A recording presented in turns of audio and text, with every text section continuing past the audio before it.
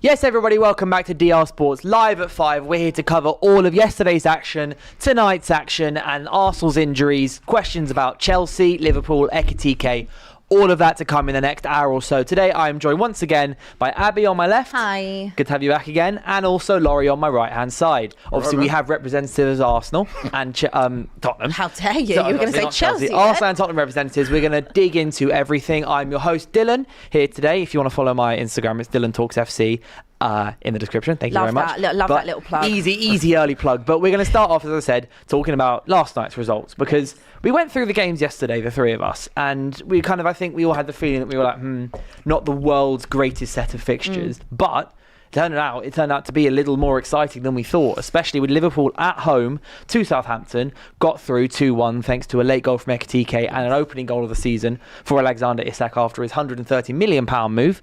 But there's been a lot of debate about Ekitike and how stupid his decision was to take his shirt off, but also there's been a lot of talk in the last 12 or so hours about the rule to start with, about a yellow card for taking your shirt off. When that's you also get a yellow card for flying into tackles and endangering players. So is it really the same kind of level of punishment needed? Because with the whole shirt taking off thing, it's the IFAB laws of the game classify as an excessive celebration, a form of time wasting, and an unsportsmanlike act, which is why it's a yellow card. Is it actually fair to blanket it as a yellow card? Because I don't really see it as time wasting. No, I don't think it's like a necessarily fair thing to do to get booked for taking your shirt off if you want to celebrate a goal. I mean, the game is gone anyway. We've seen that over many years. The game is so gone. The only thing I would say is taking your shirt off to get a second yellow against Southampton. That is just so stupid. I understand, Arne Slot, I have the utmost respect for Arne Slot, because at least he said, yeah, he's stupid. If you're doing that in a Champions League final, 89th minute, whatever, and you've just scored an absolute worldie to go and win Liverpool Champions League, fair, fine. Even if you're doing it in the Premier League, big game. We're talking about doing it against Southampton, and he was absolutely right what he said. You should be going and giving Chiesa his flowers. For that goal. And also as well, Liverpool have had a lot of last minute goals this season, and this wasn't as last minute as 85th minute, so it's towards the end of the game, but it's not like we've not seen goals scored past that time as well anyway. Correct. It's just, I don't know, I don't want to say it cringed me, because I don't mind players taking their shirt off if there's a reason to do it, but that whole situation cringed me. And then you just see Frimpong come over being like, bro, what are you doing? Why are you doing this? You're going to get sent off. It's just stupid. But again, we were talking about yesterday about the Ekitike Isak debate, how they're going to fit.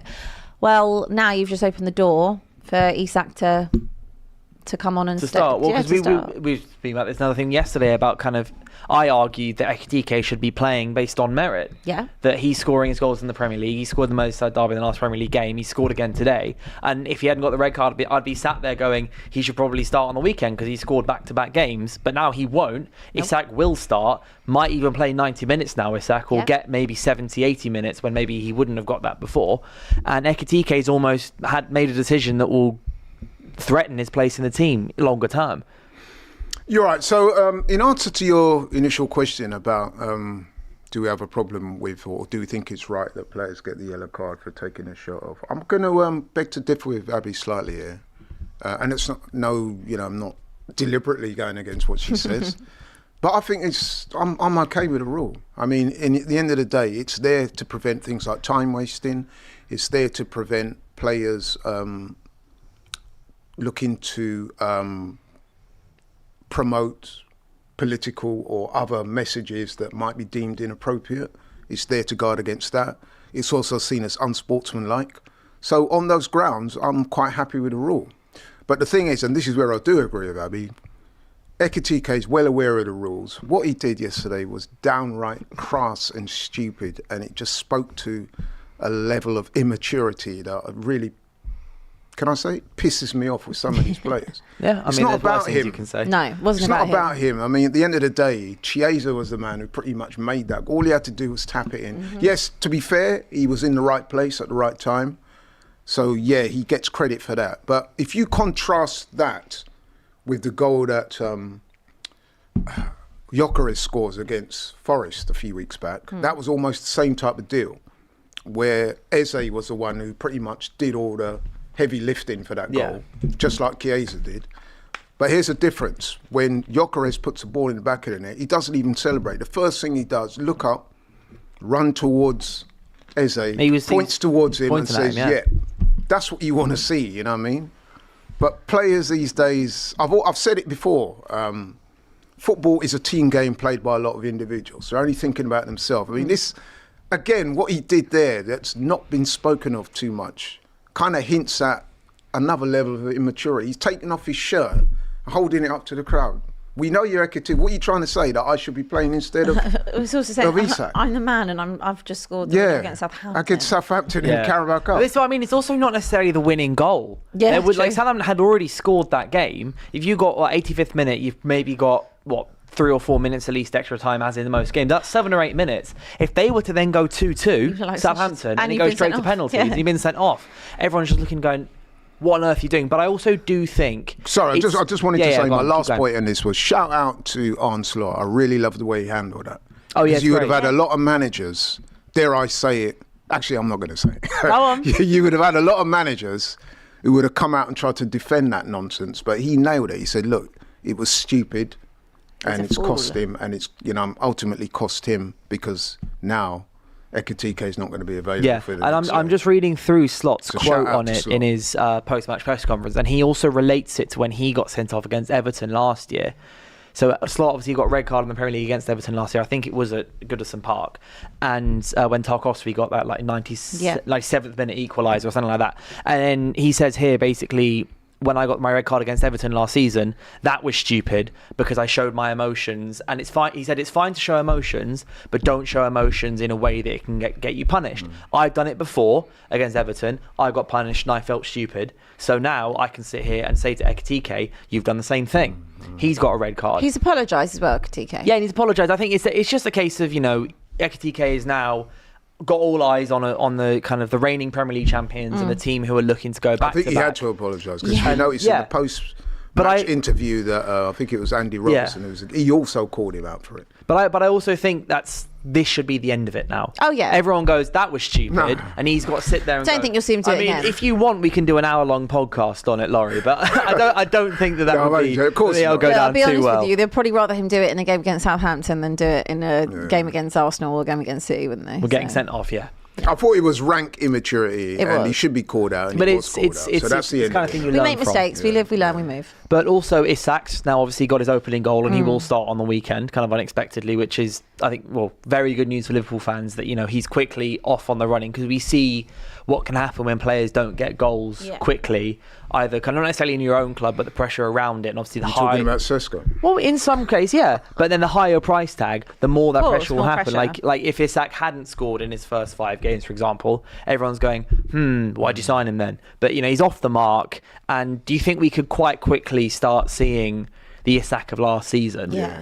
Absolutely, I have no doubt that he's going to hit the ground. Yeah, he'll get 20 this season. No, I mean, look, he was Newcastle were a good side, and he was absolutely emphatic to watch at St James's Park. So him being involved in Liverpool and the way that they play and the amount of chances that he's going to get, the amount of service, you probably actually put him for golden. You could put him as golden boot. The only problem he might have is that there's a certain Mohamed Salah who might have something to say about that. Yeah, fine, but Salah's not having a good start to the season. Let's be real. But he never does he? No, he doesn't. And he is inevitable. Before any Liverpool fans get on to me, he is inevitable. But this way, the goals are going to be even more shared out. You've got a striker that is going to be so hungry for it. Plus, then Ekitike is also there and available, and will be featuring as well. So it's a really nice headache for Liverpool to have. As long as it works for the benefit of the team. Course. Because to go back to Ekitike, I do see some cut already.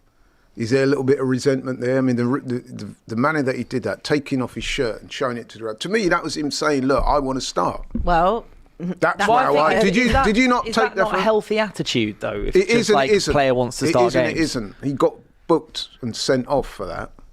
That's very immature thing to do. So don't get me wrong, competition for places is great, but it's how you embrace that. Well, that's Is it for the benefit of the team, or that's is it up just to Slot? Slot will want to go 65 games a season. It wants to be in the final of every single competition and win the Premier League.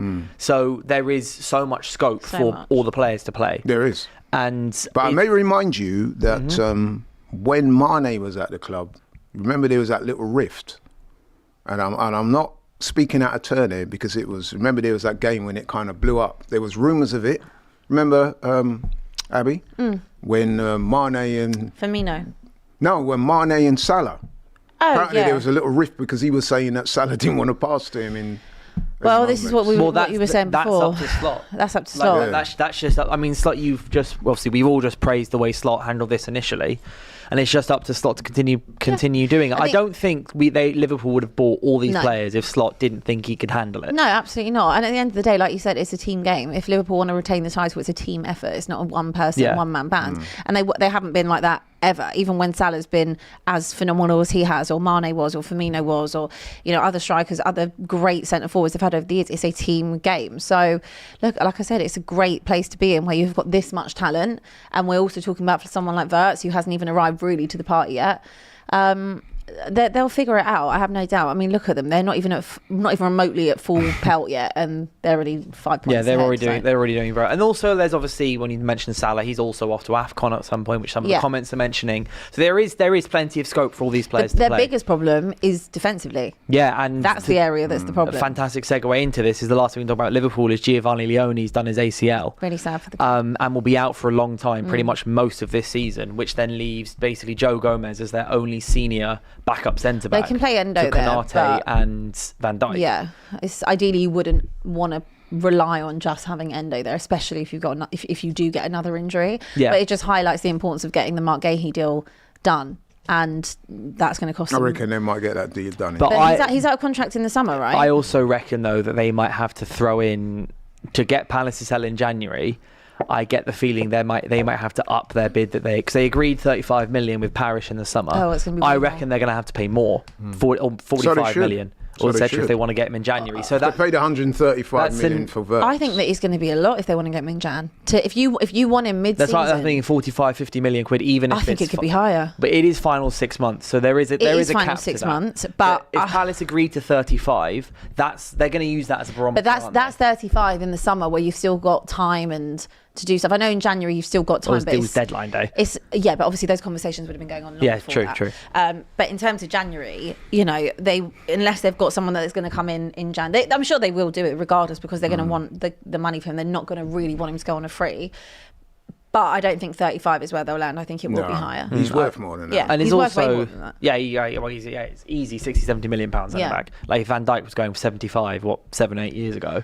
Yeah, he's probably around 60. Then I'd reckon, around there. Probably. But it is sad to see, Giovanni Leone, 18 years old. Initially, I think he was a little wary about Liverpool move, and then decided to make it, went to Liverpool, and at such a young age as well, he's done his ACL. These ACLs are becoming very prevalent, aren't they? They really are in both the men's and women's games. I remember a few years ago there was a flurry of ACL injuries in the women's game, and now there seems to be a fair amount in the men's game as well. I don't know if it's just the overplaying, or maybe it's the type of surface, or the amount that the players are having to load on their knees over the course of a long time. There's not much recovery time between it, especially if you're in multiple competitions as well. If you're playing cup games, you're essentially playing 3 games in a week if you're one of the top teams.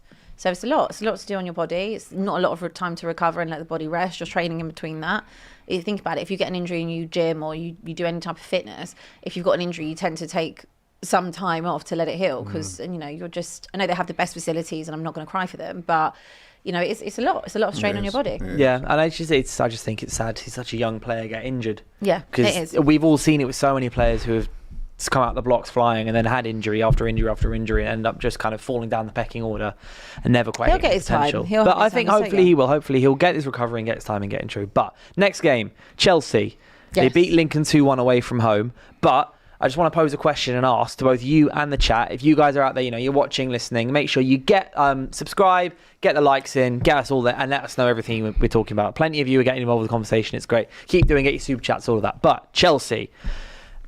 Just in the last 7 or 8 days, are there some big holes potentially that are starting to appear in this £2 billion super team that they've made over the last 5-6 years. Because goalkeeping problems. I've seen this plenty of time at United. I've watched goalkeeping problems for 5-6 years now with De Gea, and I'm still seeing them. This is what I'm saying. I'm still seeing them. Sanchez has been poor for them last season, this season. Well, he's had good games, but there's always an error in him. You can tell when a goalkeeper's got an error in him. But then Philip Jorgensen came on against United and just didn't want to come for the ball or everything. Bruno Fernandes's goal happened when Reece James booted the ball in the air. Jorgensen just sat there for that 5-6 seconds, didn't come for the ball. And then against Lincoln as well, I didn't watch the game, but asking some Chelsea fans, they said again, just in the air. Well, against Lincoln, which is, with all due respect, not a Premier League team, he's still not coming and trying to punch crosses. And when he did, I think he took a teammate, he took Fofana out at one point, I think, with a cross. And it's just like, claiming and dominance has become such a prerequisite of Premier League goalkeepers. Are Chelsea now going to be targeted the way that United were last season, with just people are going to look at their goalkeepers going, no matter who's playing, these guys don't want to punch, so we're just going to swing crosses in, which could spell really bad news for Enzo Maresca. If teams are smart, and when whoever they've got next or whatever, and whoever's facing them, you would think that that's exactly what they're doing. They're thinking they've got a shaky keeper, just be absolutely on him. I've seen it with Vicario over the last few years. He can be got at. I've seen teams press. Arsenal do it brilliantly on keepers, on set pieces. So this thing about Chelsea spending £1 billion. Like, I'm the first one, right, to wind Chelsea fans up and be like, you've spent £1 billion that we've got to show for it, yada yada yada. But realistically, the ethos of Chelsea is buying these players long-term deals and flipping them. Like we said, I think we said it last week. It's like flipping houses. That's what they do. So actually, they've assembled a good enough young squad, but it isn't really anywhere near challenging for a title. There's elements of it, but they're still far away from where they need to be because they haven't got key parts of that team, whether it is an A-sided centre-back that they like to talk about, or a good goalkeeper. When you compare what they've had in the past, when you think you're living up to someone like Petr Cech, up front, I still don't think that what they've got is good enough. They don't scare me in any way, shape or form, Chelsea. They can easily be got at. But on the keeping situation, if you are Jorgensen and you've seen how Sanchez has been received since he's been there, and the instability of probably that position as well. It's not like he's held it down, other than the fact that he's probably just the best of a bad bunch. You would hope you would be at a level where you can push that keeper for the place, and have enough talent and enough about you in terms of quality that, okay, maybe you can just displace Sanchez. But the fact that you're not even going to do that really is a very big problem for Chelsea, because you don't actually have anyone that is good enough to come in and really be dominant. And I think that's where they get so annoyed about the Mike Maignan situation in the summer, or even the Donnarumma thing before he was going to City. Why didn't you address that in the summer? I can understand with the centre-back thing to an extent, because they have got lots and they can't shift them. And maybe that's the case with the keeper situation, but sometimes you just got to cut your losses. They've done that with other players before, but they needed a good goalkeeper, because you lead from the back sometimes, and that is an area that is so shaky for Chelsea. I would hope that whoever it was, if it was Spurs playing them, I would hope in training all week they'd be saying, be on him, crosses, pepper him. Yeah, literally just swing crosses in and get shots off. Because it seems like they just like Sanchez. You've seen almost as well, parrying's bad. I wouldn't say he's as bad as Onana, because watching Onana was a whole other thing. There's levels, but it's the same type of mistakes which just don't seem savable. You can't avoid them because it's bad parrying, it's not coming out for crosses, it's all this and all that.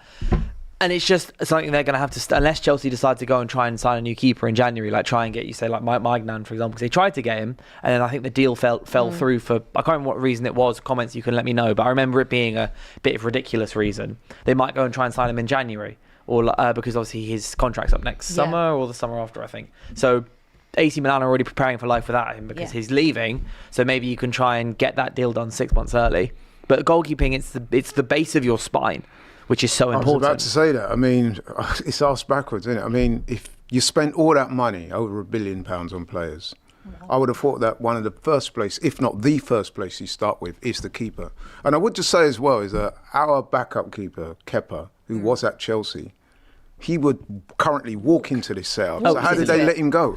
For what, £5 million? I think it was. I mean, we are the beneficiaries of that now. Big time. But you think to yourself, on what planet were these people thinking when you let Kepa go, who was a good keeper? I know he had his moments, but even so, he's way better than what they got. You're looking to build a squad to challenge for major honours. I would have thought the very first thing you start with is your keeper. You know what I mean? You would think. We're lucky at Arsenal. We're blessed with who I would say in current form is the best keeper in the Premiership. I know that's up for debate. No, I agree. I agree with that. It's certainly a discussion to be had. And then if you look at Kepa, who's our backup, who'll probably play tonight against Port Vale, he's an outstanding backup keeper. So we're blessed in that department. As for Chelsea, I think that they got that situation very wrong, and now they're reaping some of the rewards that, you know what I mean? They've sowed the seeds for that, and they're getting pretty much what they deserve for being complacent and what's the other word? Negligent. Negligent. Yeah. Yeah. I don't even know if it's negligence. Is it just bad recruitment? Yeah, I don't even think it's negligence, because I think when they've spent the negligent amount in the of way money that they they've have, not given the situation enough attention. yeah. I mean, at one point, I think they had 7 last year. I think they had 7 keepers at one point last year, and all of them just as crap as each other. No good. I mean, Yeah, so I don't all even, fighting not to I don't start. think it is a negligence thing. I genuinely just think it is poor recruitment, really, which has happened quite a lot at Chelsea. Sometimes I think if they just looked in their own academy and stopped trying to flip them, they've actually got the answers there. Their academy is unreal. Their academy always has been. Instead of like loaning them out to... Cobham produces just player after player. Unbelievable players all around the pitch. I mean, I'm sure they would have had a keeper that they could have nurtured and nourished. Like, yeah. Maybe goalkeepers are a position whereby there's not a lot of talent around. I honestly, in this I country. reckon, I think that a lot of talent in football in general has just dropped off in the last 5 years. You think so? Like, I don't think the best players in the world now were as good as the best players in the world 10 years ago. I don't think the best goalkeepers in the world are as good as the best goalkeepers 10 years ago. Think Same about with when midfielders. I'm not sure if I agree with that. Like strikers. early 2000s. Do you think the talent is better now or then? I mean, the game is totally different now. Like it's played in a different way. I'm more thinking like. Are we talking about got like 20 English players or? No, I'm not talking about just football. Like you're thinking. Well, football was better then. 2010 to 2018. I think the overall standard was higher than it is now. Because the best players in the world, you've got Messi, Ronaldo at that point. The best players in the world right now, you've got Dembele, Mbappe and co.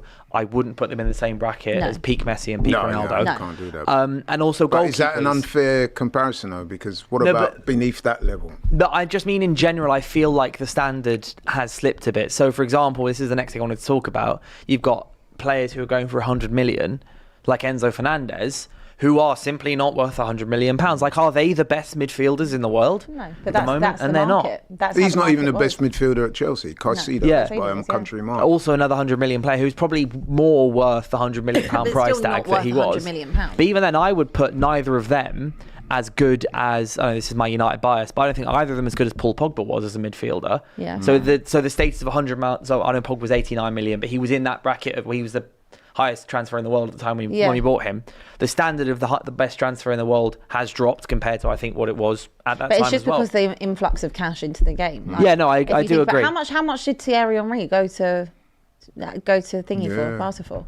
No, I'm not sure. I mean, your highest sell has been what, 30 odd mil? Oxlade-Chamberlain, 35 million pounds. Which is crazy. But obviously it's a different time. It is. It's a completely different time. Yeah, Henry's Tell me 16 million quid. the thought of, I mean, at the time that might have been a lot. Yeah, that'd been a lot more, yeah. But the thought of Thierry Henry, the greatest player to ever play in the Premier League, to go 16 mil. for 16 million. The greatest. It's crazy. I said the greatest. Oh, did you? I did Okay. actually say the greatest. Yeah, Yeah, sorry, she did. I did. But we, kind of with Enzo Fernandez, do we need to have a bit of a conversation about him maybe, and be like, why is he getting away with 100 not being compared to the same players in the same like 100 million pound thing in the way that other players? I remember have been? when Chelsea signed Enzo, and it was off the back of a 6-month spell that they decided to sign him off of.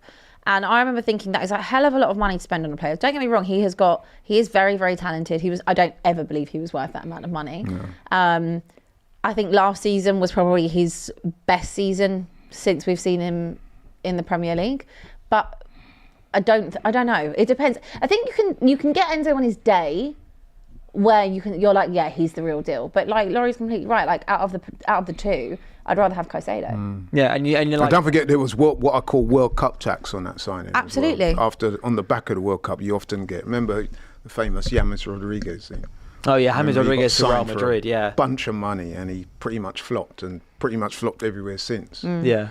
because of the World Cup players, because it's such a high-profile competition. Buying in a World Cup is always terrible. such Never buying a World Cup. And I'm a bit Or off the worried back of a because World I Cup. reckon almost every big team, bar maybe Arsenal, are going to be trying to sign a defensive midfielder next summer. I think a lot of them are going to try and sign a new defensive midfielder, especially, for example, if you don't keep Polinia.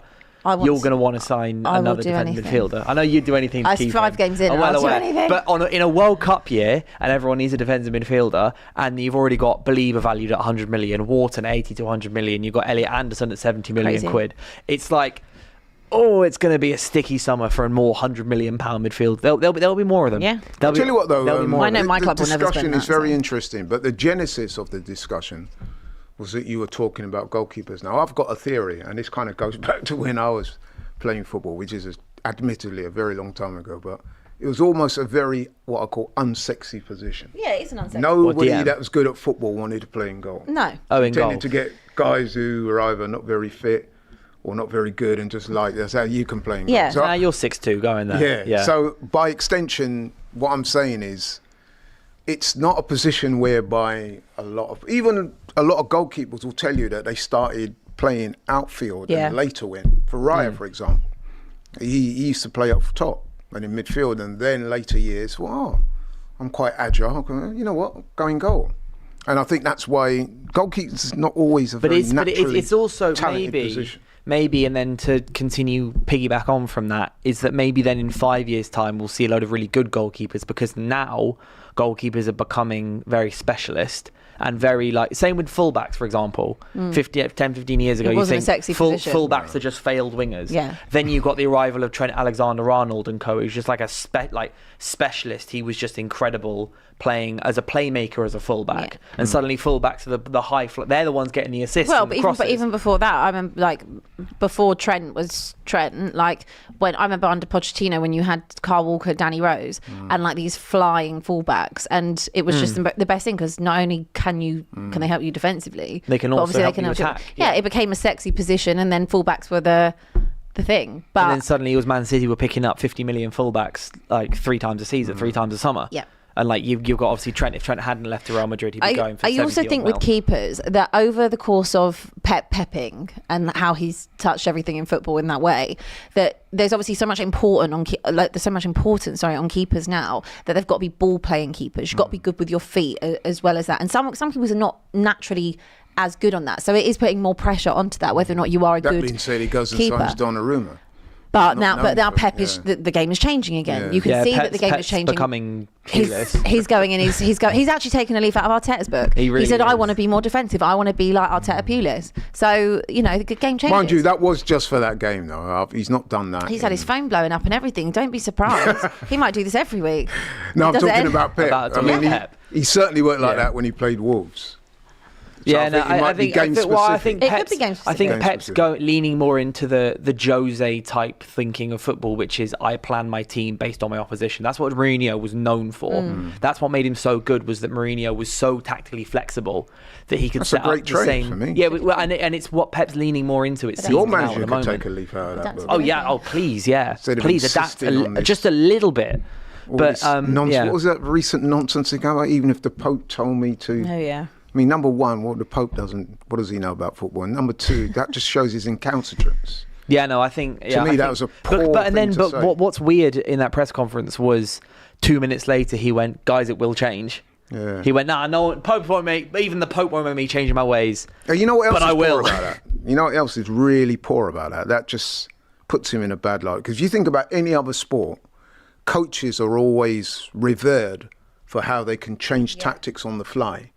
So if you listen to cricket coaches, tennis, any sport you can think of, boxing even, you will give credit to coaches or tacticians who can say, right, Abby did this, so you know what? We countered that by doing that. Yeah. Go on, Abby. With football, seems to be one of the only sports where no matter what Abby does, I'm going to do my thing and expect it's always going to work. It doesn't have to be that way. Like, this is why I think all of us were like, what on earth is Enzo Maresca doing the other day, like, against United? If you've got a contingency plan, like, don't you work on these things during the week? Yeah. That, for example, if your plan A isn't working or a player gets sent off or XYZ gets injured, then you have a contingency plan to balance it out or counter whatever the opposition is going to do.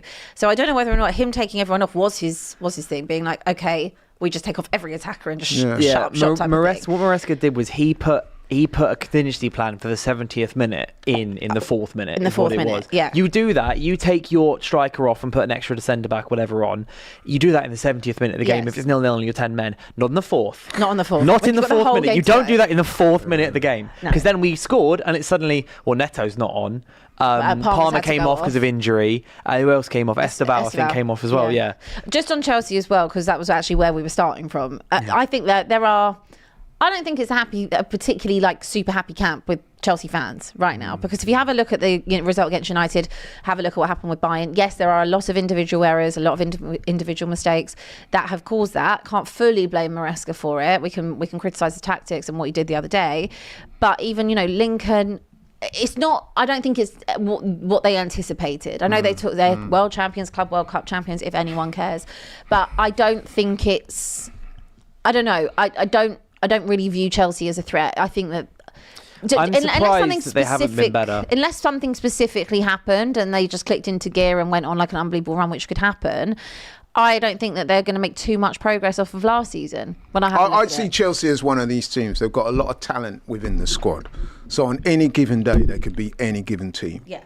But I agree with Abby. I do not look at them over a 38 game season. I think, wow, they're going to challenge. Chelsea, one of those teams where like the sum of their parts isn't greater than like the whole. And I'm also not convinced about Maresca. No, I'm not either. However, saying that, they'll beat Spurs twice. Because they always do. Because they always do. Yeah, it's the same way that they, in the last 15 years, they've not beaten us at Old Trafford, even though we've had some of the most stinker lineups. Water is wet. So there's certain things when you look at a fixture list. Some things just always happen. When you look at a fixture list every season, you know certain things are going to happen, and I know that there will always be 6 points dropped automatically to Chelsea. Yeah, there's a really interesting super chat that's come here from LM. Big up for you saying this, and I love that they've brought this up because this is something that I think about sometimes. Is for time wasting, remove stoppage during a dead ball, stop the game clock. We've worded that really poorly, opinions, but effectively they're asking to remove time wasting.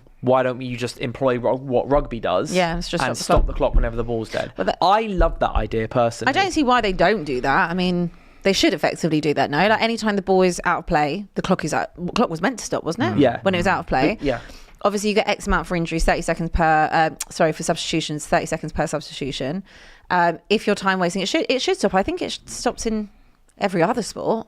Yeah. Like so in American sports. In most sports it stops. And the reason I love this idea is because in football, there's something that I feel is never really spoken about, is that there's actually a bit of a discrepancy in how much time players actually have to play in different games. So for example, Liverpool, I'm just using Liverpool as an example, they will be playing more football in terms of actual game time ball on the pitch than some other teams will. And I've always thought to even everything out is I'd love to see a trial of 30-minute halves with a stop clock, because normally the ball's only in play. I wouldn't like that. But the ball's only normally in play for about 58 minutes a game, right? So if it's 30 minutes with a stop clock, you still get the same amount of football. I know, but I don't want it to be like NFL because I love NFL, right? But it is long. I don't want this to be Americanized.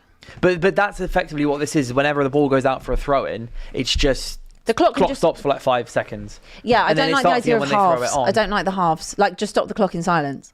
I don't need to know you're stopping the clock. Yeah, but I reckon the way football works is that people will still be. I don't think it'll get rid of urgency. For example, I think if you've got a throw-in and you're on the attack, the player's still going to want to throw it anyway. Because I think this is the argument against stopping the clock, is that it'll slow the game down.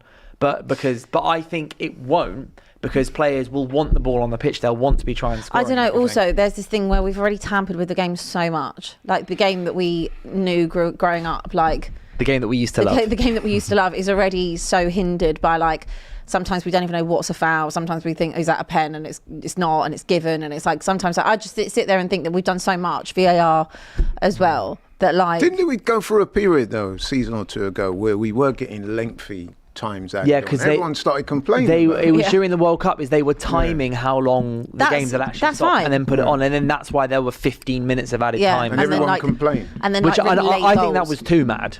No, see, but that's the same thing you're suggesting, isn't it? The difference is that we're not stopping the clock during the game. We're stopping the clock.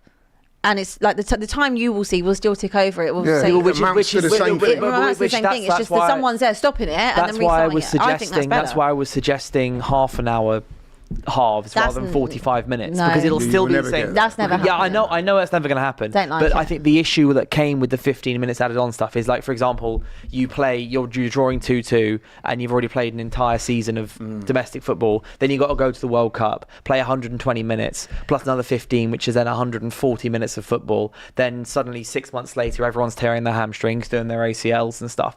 So it's like the thing of just adding even more extra time, it just puts even more football on all these players. And you've seen, like, Varane's retiring at 32. He's one of the best centre backs around because he felt his body broke down because he was playing too much football that he couldn't continue. And that's why some players are like dropping off so early, because they're playing 50-60 games a season plus another 7 international breaks plus another Club World Cup here, and then the normal World Cup there, and then the Euros here, and then the Copa America there, and AFCON there. It's like you're playing 70 games a season 4 seasons in a row. No, like, shocker, your ankle's gone, your hamstrings are made of cheese. Like, I do think like just adding more extra time does end up meaning that you're going, like, players are going to be playing. You're going to get injured. Shorten their careers. It's going to shorten the careers, and there's going to be hamstrings injuries and muscle injuries all over the place. But it's been half an hour on the clock, 35 minutes on the clock, as much as I'd say half should be length of. But let's move on to the games. Actually, I was going to quickly read out the scores from yesterday, just the rest of them. So Brighton beat Barnsley 6-0. Same team that lost 7-0 to United in the same competition last season, so they must be sick of Premier League teams. Burnley lost 2-1 to Cardiff. Fulham beat Cambridge 1-0. Wigan beat Wickham. Wigan lost to Wickham 2-0, and then Wolves beat Everton 2-0, which is Pereira's second win of the season. He's beaten 2 Premier League sides, West Ham 3-2 and Everton 2-0, both in the Carabao Cup, despite sitting last in the Premier League table, which maybe could suggest a lack of urgency maybe in Premier League games versus knockout games, but who knows. It would suggest as well that he probably played a strong team, and Everton played a weaker one maybe. I haven't looked too much into it, but then finally is Wrexham also beat Reading 2-0.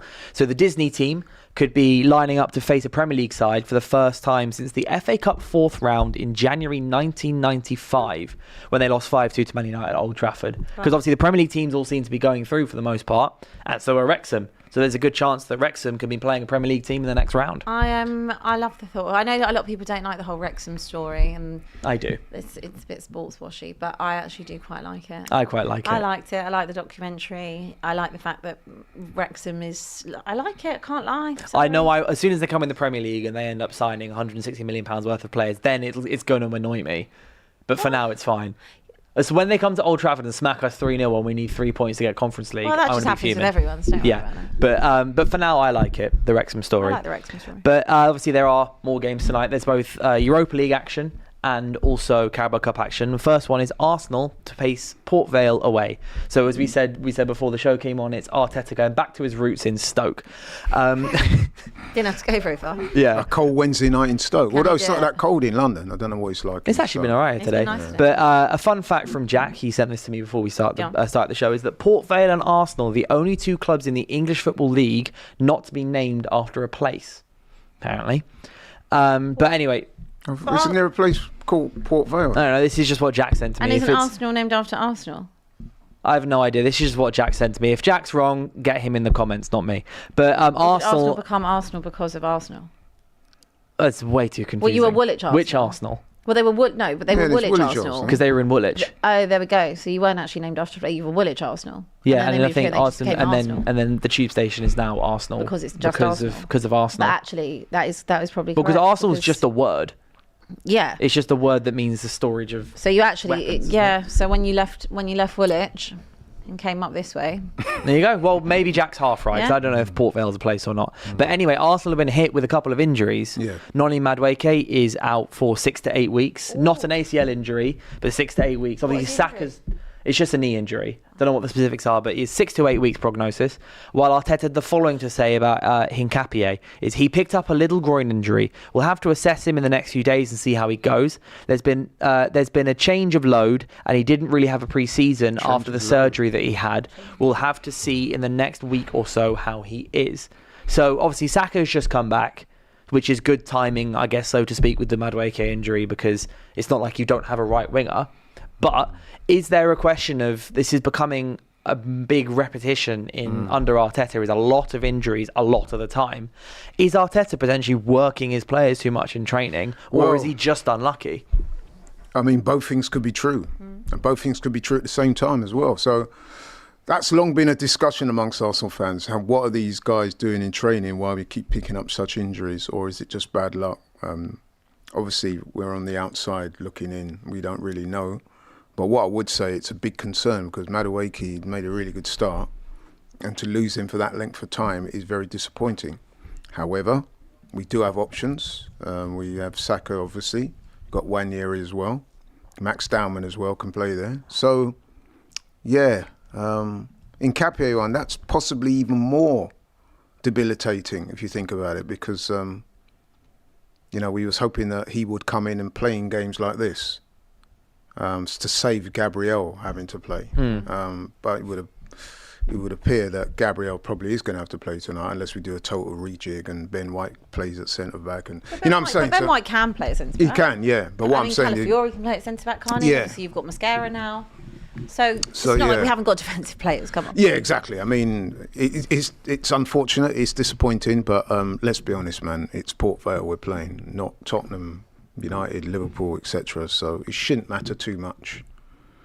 But it is a concern. Yeah, but because also it's not your only injuries. You've obviously got Gabby Jesus is out as well. Kai Havertz and also Odegaard are also all not there, and they're all big players for you. They're all potential. Obviously, you've got apart from the Gyökeres, so striking it's fine. Of Havertz, we're pretty well covered in everywhere else. Yeah, but would this maybe be a game that you'd want to see Gyökeres otherwise maybe rested? No, because no. But or would you want to see him start anyway? So the striker injuries aren't too much of a concern for you.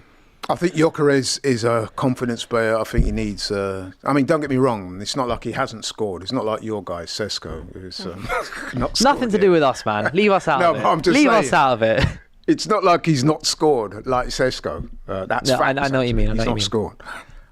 He has scored 3 goals, but for his confidence and moving forward, we need him to be scoring goals regularly. Just keep ticking.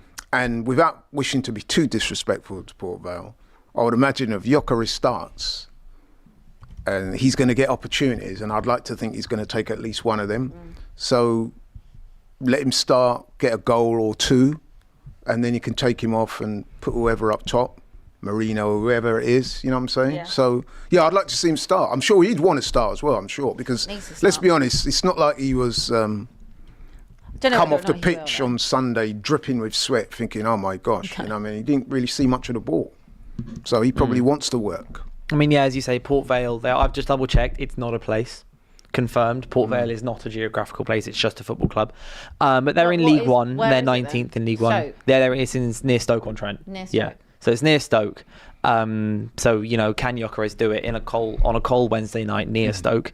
We don't know, but they're 19th in League One. They've got 8 points after 9 games. Gyökeres minus 2 goal difference overall. He's Swedish. And you know what I mean? So he's played many cold places. I would imagine that Sweden is a lot colder than Stoke is. I think you are right. It's always good. It's just good to get a player running. Like, so you mentioned Šeško. Like, I hope he starts against Brentford, because I was actually looking into it today with Šeško. Our new front, our brand new shiny front 3 that we've signed for £200 million. They've not started together yet. It's been like 7 games now, so I do think there's an element. Why haven't they started together yet? Because injuries. So it's as soon as Šeško got fit, Cunha got injured. Yeah. And when Cunha and Šeško did start, and Mbumo wasn't that fit, so he didn't start against Grimsby. He obviously came off the bench against Grimsby. The Grimsby game was the only game that they've actually played together. Okay. But I think once... That went well. Yeah, actually, when he came on, we then scored twice, funnily enough. But that's still one of the worst matches in our absolute history. But I do think with Šeško, once they actually do start together, I think when you've got like two players who are simultaneously good at scoring and creating, and hopefully if Bruno can kind of kick in.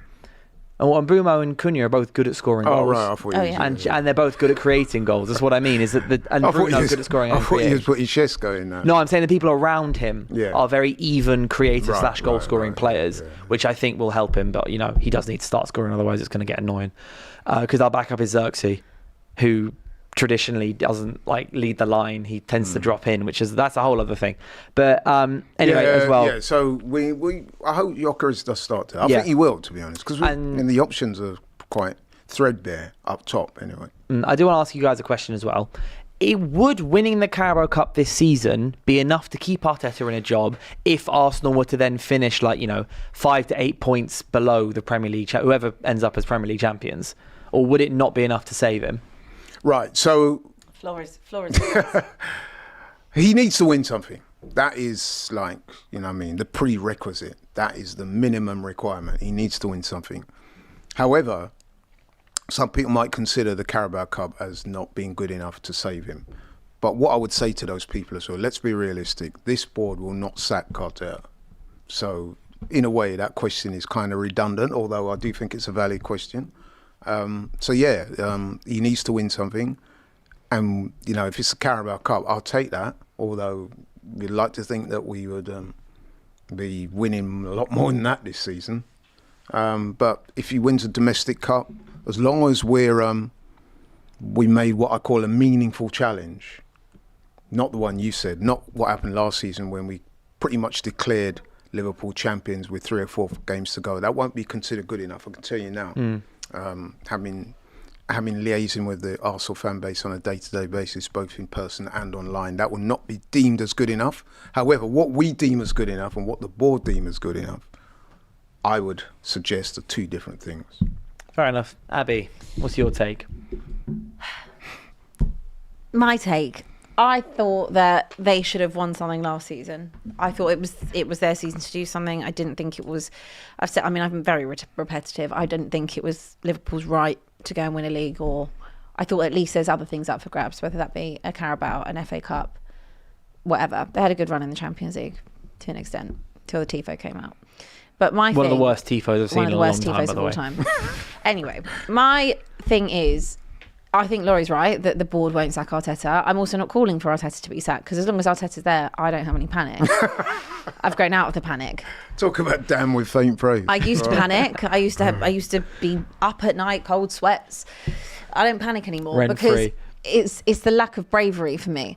I feel like a Carabao Cup is not enough, considering the investment, but it would be something. He's not going to get sacked for that. I think an FA Cup, getting to it again, at least a semi-final of the Champions League, and finishing close to whoever wins the league, that would be a more successful season, because you want to see a return on the investment in terms of silverware. It's all very well and good, and I'm not even saying this to be salty, by the way. I'm actually not. I say this just from a general footballing standpoint. I would say the same if it was Tottenham in this position.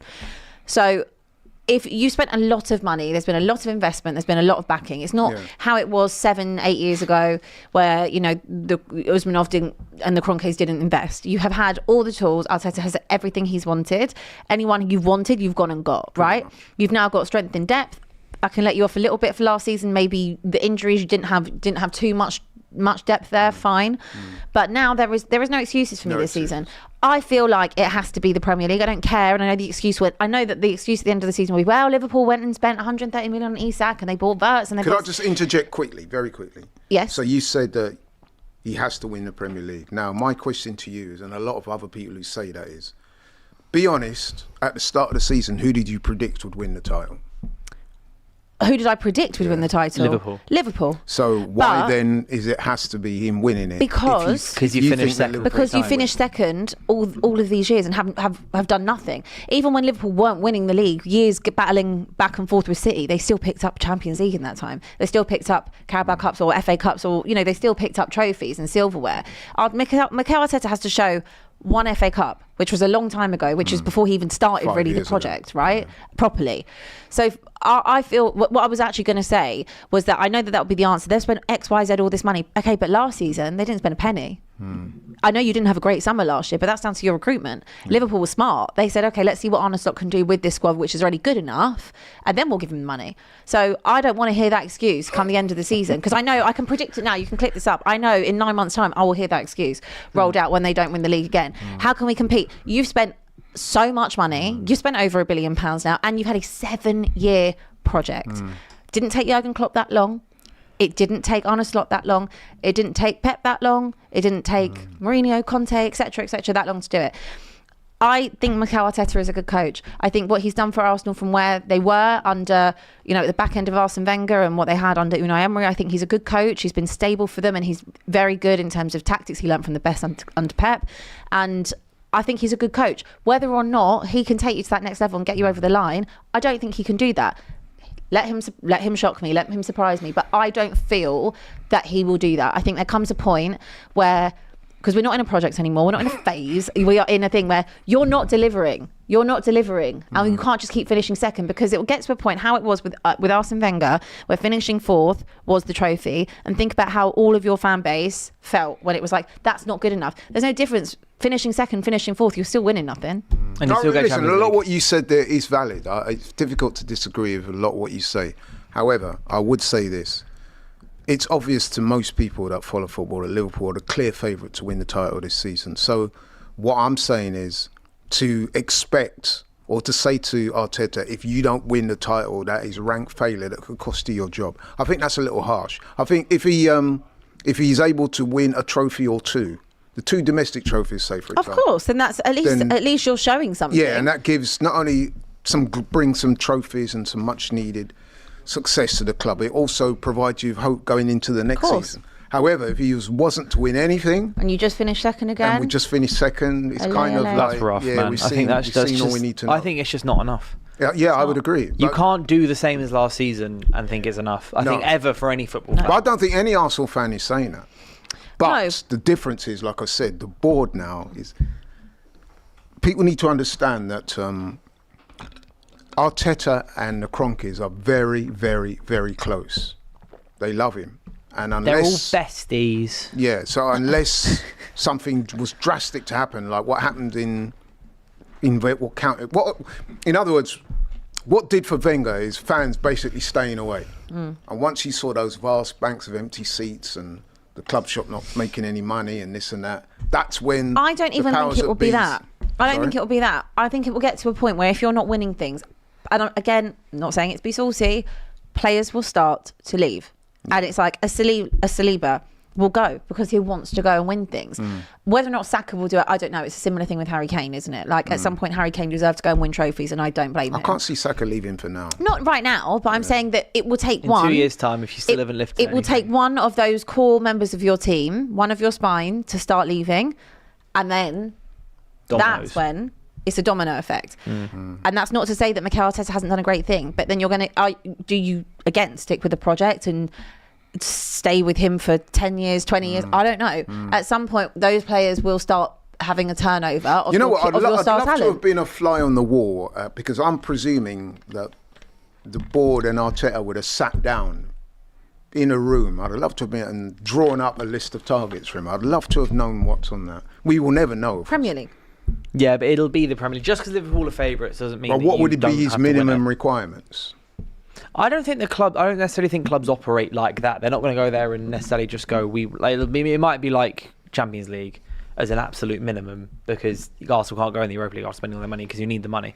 But speaking of Champions League, obviously you guys are in it, Tottenham are in it, but now you're just focusing on the Carabao Cup. Yeah. And you're coming off the back of disappointing draw against Brighton in the fact that you went 2-0 down, but then also at the same time you show resilience. I'm not disappointed by that. I mean, we have a particularly poor record against Brighton anyway, and the fact that we were 2-0 down, didn't lose a game. Yeah, I guess fair enough, but it's a good start to the season. You did fight back, obviously, to grab a point away from home. Yeah. But I was going to ask you, how important is this tournament for Frank? Like, should he be considering going strong, considering that he's seen like other Chelsea, Liverpool, etc., like falter a little bit today and almost be like on edge, like they were drawing against Southampton or they were losing against Lincoln? Should Frank be going strong, and should he be aiming for another trophy this season in this competition? I hope so. Like, I want every trophy. I've just had a little taster. Like, I want every single trophy going. Traditionally in the Carabao Cup, we tend to go out very early, and every manager forever has always rotated, and I do expect to see rotation. I'll probably see Odegaard, I'll probably see Tell tonight. I don't know, maybe he starts Simmons, I don't know, like for game time. It's going to be a bit more of a squad focused run, but you're at home against Doncaster. Like, I would expect Tottenham to win this, to be honest with you, and if they don't, then it's a massive disappointment. However, I've seen us go out to some very, very bad teams in this round of the competition many a time. I want any trophy, so I feel like, why would you not put all of your eggs into the competition you're playing on that week? It's a Wednesday. We're playing Saturday night, I think, at home to Wolves. It's an 8 o'clock kickoff. Let me double check. So you've got time to rest, time to recover. You should really get this job done. Yeah, and also, it's at home. Like, this game's at home. The Wolves one's also and also, at home. Carabao Cup is one of the easier trophies that you can win. It's a short few steps before you get to the final. So I don't see why he wouldn't be going for it. I'm sure he's quite hungry to try and replicate what Ange did in trophies. That is not in the league. Let's not do that. I would like us to actually progress in the Carabao Cup. That would be nice. It would be very, very good, Frank. And also, if am I right in saying it will be his first major trophy as manager? Yeah, I think so. As well. I think so. Obviously, that like, to get that immediately. There is an importance of the Carabao Cup. I know a lot of people over the years like kind of diminish it and say, oh, it's Mickey Mouse Cup. Well, actually, it's not. If you have a look over the history of people that have won it and teams that have won it, Pep has always used it and referred to it as a springboard to go on and have a successful end to the season. Jurgen Klopp as well. So for me, if Spurs could pick up 2 trophies within a year, I'm laughing. I'm happy. I'm not diminishing the Carabao Cup. You'll watch me celebrate it. I think the cup is underrated in terms of what it means for clubs. So, for example, like a couple of years ago when we won under Eric Ten Hag, that was Ten Hag won his trophy, and it was the first time that we won a trophy and finished in the top 4 in like almost a decade, I think it is. Because when we won the FA Cup under Louis van Gaal, we didn't finish top 4. We finished. I can't remember where we finished, but it's like it was, as you said, it's a good springboard trophy, and then as well. Newcastle winning it last season and then end up finishing 3rd as well. That gave them momentum they needed to keep going. You mentioned Klopp, who was very, very good. He used the cup and then he used that to then build his team, keep going on. It's very much, and I think Spurs are in a place where that cup would be really, really good for your long-term future. The good thing for Spurs, right, is that this team is still the team that won the trophy 4 months ago.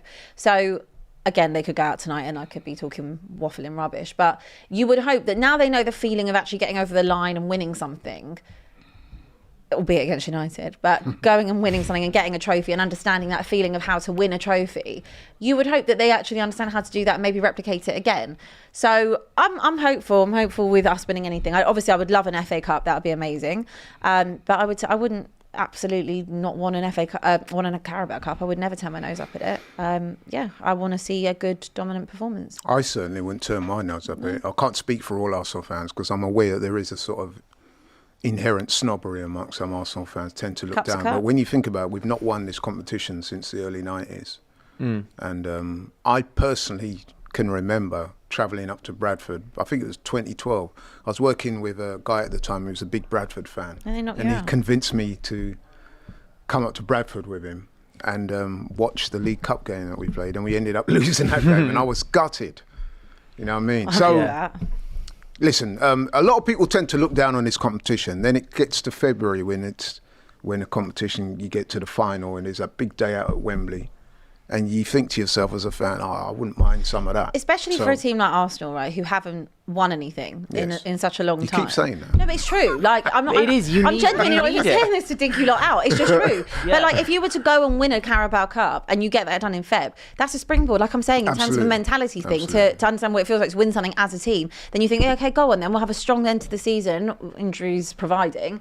And it does, it changes the mentality. That's what I'm hoping Spurs will do. Listen, I almost saw it in the Super Cup. I didn't quite. The Spursiness lives on, but winning begets winning. Yeah, you need to start. You need to win somewhere, as you said, to keep winning. Like when we won the Carabao Cup, they're one of the only teams I've seen to win a couple of trophies and just Yeah. Let's not go back. We're but no, on a serious weird note, club. I would still weird rather club. win things than not 100%. win. You know what I mean? I'm telling you, I said at the start of the season, if someone offered me you can finish 8th and you can have an FA Cup, I'd have taken it. Because at the end of the day, I will always remember the days where I was there, I saw what we won. I had that in Bilbao, I had that in 2008 when I was a kid, and I want to have that again. It changes the whole season. We finished, I think it was 8th under Erik ten Hag in his second season. But then last day of the season, we smashed City. We beat City 2-1 in the FA Cup final.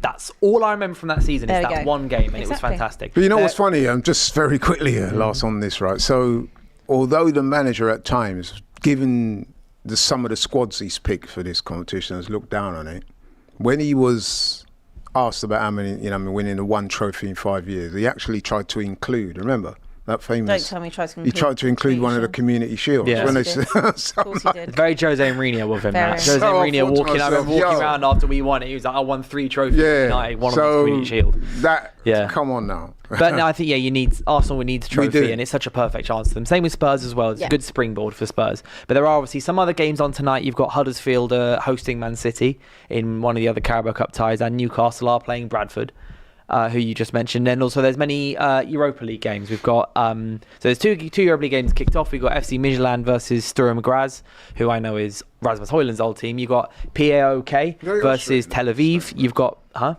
they Austrian club? Yeah, they are, yeah. Sounds like and then 8 p.m. kickoffs, you've got Braga versus Feyenoord, Dynamo Zagreb versus Fenerbahce, FK Creven Zvezda, thank you, against Celtic, Freiburg against Basel, Malmo against Ludogorets, Nice against Roma, and then Real Betis versus Nottingham Forest, which is Nottingham Forest's first game in UEFA competition since 1996. Obviously, they're in the Europa League because Crystal Palace got demoted because they were cheating according to UEFA. Crazy rules and everything. But beyond that, Forest are back in the Europa League. It's their first game in ages. I know many Palace fans who are very much Betis fans for the evening. Yeah. But I won't be on here tomorrow. I'm not on live at 5 tomorrow, but I'll be leaving everyone in the nice hands of Alex. Nice. Alex and whoever else is on with him. It won't be me tomorrow either. It won't be you, but I don't know who else is on with Alex. He'll still find a lot of time to talk about Liverpool. Everything will circle back to Liverpool. Everything. So you got a Liverpool podcast coming at 5 p.m. tomorrow, live at 5. But then I am back on Friday at 5 p.m. Obviously 5 till 6, live at 5 every weekday. We go through all the latest news and everything. I hope you guys have enjoyed the show. Abby, it's been great having you on, and same with you, Laurie. It's been great. Thank you very much. And I'll be back on Friday and also next week. And I'm leaving you with the hands of Alex. And remember, there's loads of stuff coming up on DR Sports. Next couple of days, you got obviously a weekend preview as well. I'll see you tomorrow. Abby will be back here tomorrow on your screens at 12:30. Apart from then, we'll see you guys soon. Catch all the best shows from your favourite fan channels on GFN Soccer TV, now streaming on Samsung TV Plus.